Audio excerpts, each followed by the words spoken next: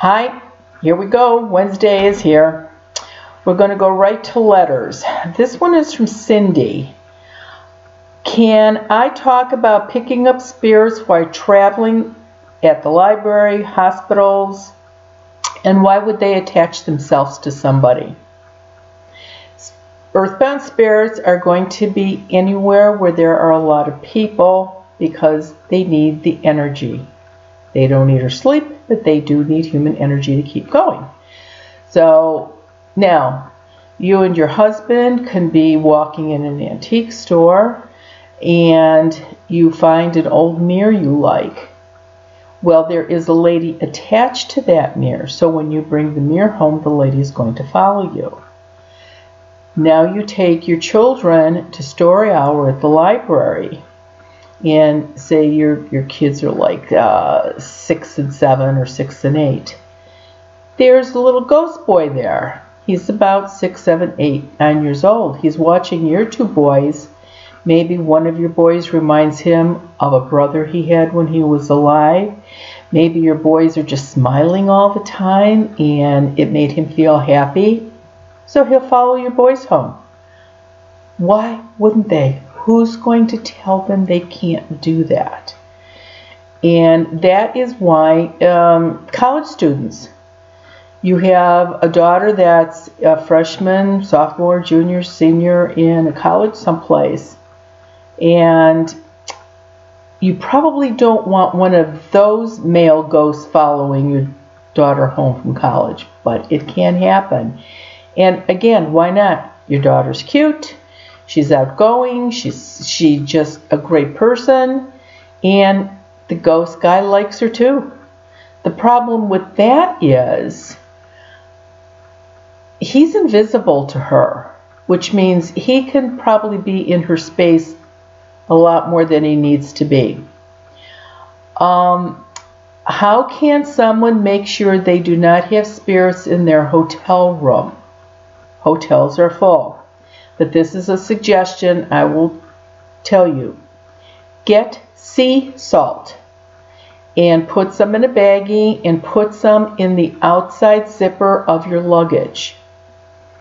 The minute you get into your hotel room, take that sea salt and sprinkle it on the floor of the doorway.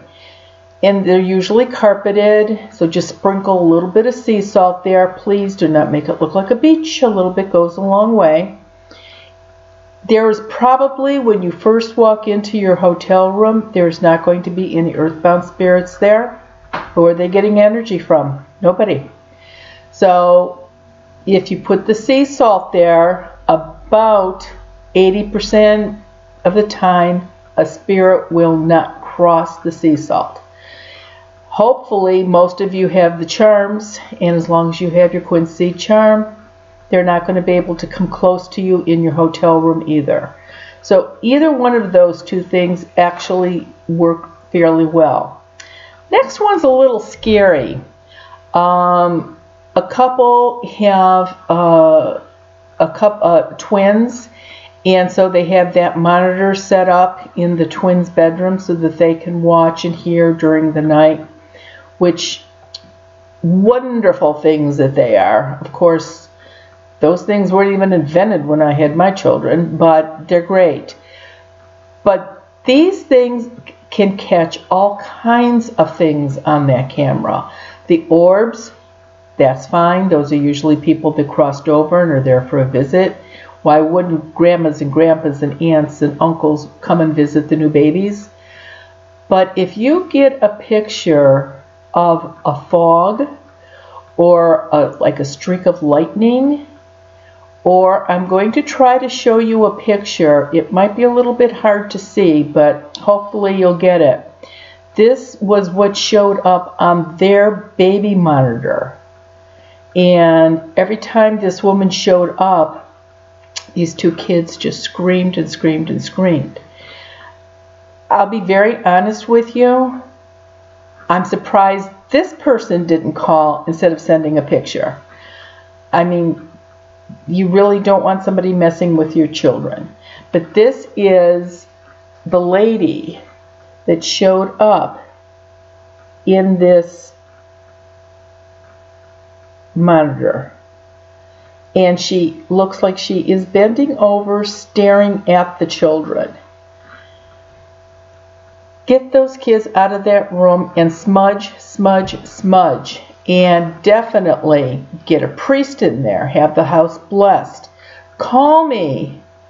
You really don't want something like this hanging around your babies.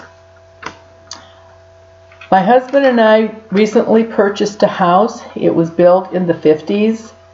Small one-bedroom house.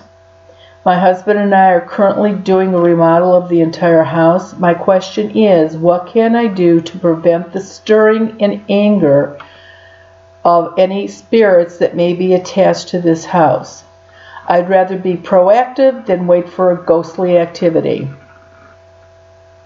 If it was an original owner of the house and they don't like what you're doing, then they could be a real thorn getting stuff done. In other words, 3 steps forward, 2 steps back. Before you take a wall down, before you do anything major, smudge the house. And smudge that fairly regularly so that they don't get a foothold or try to reverse anything that you've done so far. Do not talk to them. Do not throw holy water around. But definitely smudge on a regular basis, and if nothing else, that will keep them very lethargic. And this was Dana from Washington State, and the last one is, which book has the explained ritual clearing spells and curses? This is from Andrea, and it is When Ghosts Speak. The whole last chapter in that book is how to remove negative energy.